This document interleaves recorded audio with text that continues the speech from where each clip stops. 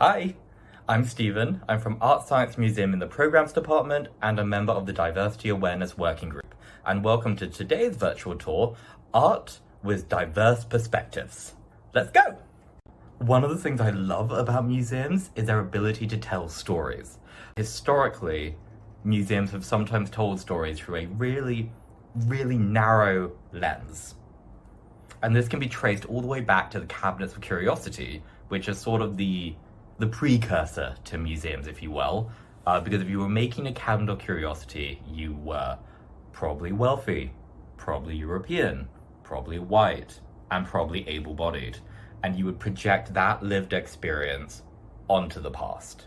This got a little bit better in like the late 1900s with something called post-processual archaeology, where you would try to eradicate your bias, and if you couldn't do that, you'd at least acknowledge it. But today we're going to look at a series of artists who bring different perspectives in. So the first thing we're going to do is we're going to hop on back to an exhibition called Human Plus, The Future of Our Species. This exhibition has a really special place in my heart because it was the exhibition that inspired the creation of the Diversity Awareness Working Group. We're going to look at an artwork in the first section, which is called the Alternate Limb Project. And it's an artwork done by Sophie de Olivier Barata. So when you think of prosthetics, you often think of a substitute, or specifically you think of something that is created to elevate someone to normalcy, to replace what they should already have. So the artist wanted to dismantle this narrative and instead start to look at prosthetics as enhancements, not replacements and not substitutes.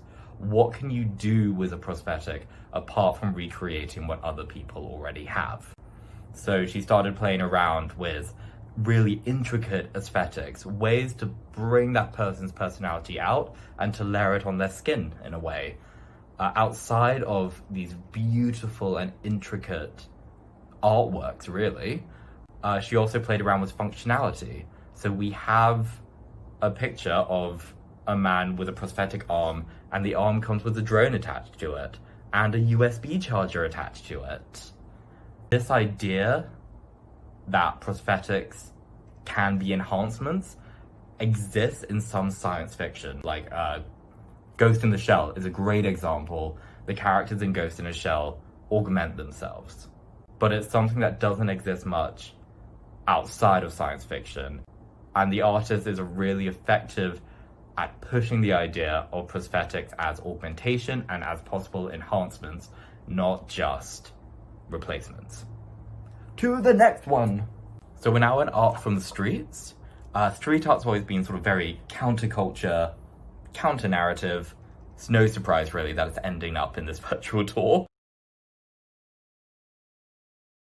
But we're going to look at the art by French artist Eyes, in particular her Empress Series. So Eyes would travel to different communities and different cultures, and she would look at the role of women and the way that womanhood and femininity manifest in these different communities. And she would create these large-scale, really striking images celebrating it. A really effective way to dismantle this idea that womanhood is narrow and rigidly defined by exploring the way it manifests in different cultures and exploring the way that femininity and aesthetics and beauty all develop across the world instead of just in one limited location. She has a previous artwork as well called Amazones, which celebrates the Dahomey Amazons, who were these warrior women who would go on to inspire the Dora Milaje in Black Panther. Speaking of Black Panther, so we're now at the work of Osborne Makira. Osborne Makira is a photographer who works within the genre of Afrofuturism. Afrofuturism is this really cool genre that just denies the idea of the future being Western-centric and that the Western canon is what will dominate into the future that we see all the time in media. It is sort of this kickback to the limited representation of African Americans or Africa in media and in art. It imagines this counter-future where the African aesthetic, African design, African technology, African beauty flourishes, and it becomes a dominant canon, and it builds upon the forgotten histories of Africa. The most common and popular example of this in recent history is Black Panther. It's a beautiful example of Afrofuturism being embedded into film design and into costume design. And actually Osborne Makira was commissioned to do a photography series inspired by Black Panther and to help celebrate and promote it. And we had some of those photos in our exhibition, Marvel 10 Years of Heroes. If you want to learn more about Afrofuturism, which I really recommend, look up Sun Ra, who was practicing in the 1950s as a musician. He's often thought to be the creator and the kickstarter of this Afrofuturistic movement. Choo-choo! We're at our final stop on this virtual tour, which is the exhibition 70 Form. So we're going to look at two different artworks in it because they both use the serpent or the snake motif, but because of their backgrounds and their experience, it means a completely different thing in both artworks. And that highlights the importance of being aware of diversity. The first artist we're going to look at is Keith Haring and his artwork, Untitled.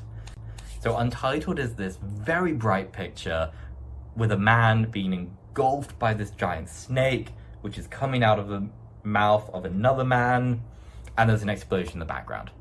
It's very bright, but the bright colors all seem quite alarming and anxious. Keith Haring did this at a time where anxiety and dread was everywhere. Not only was he a member of the LGBT community at a time where it was very dangerous to be so, during the AIDS epidemic, where there were massive amounts of fatalities for members of the LGBT community, and it often felt like no one was helping them, they were just letting them go. He also had this fear over nuclear meltdown due to his proximity to the nuclear meltdown at 3 Mile Island.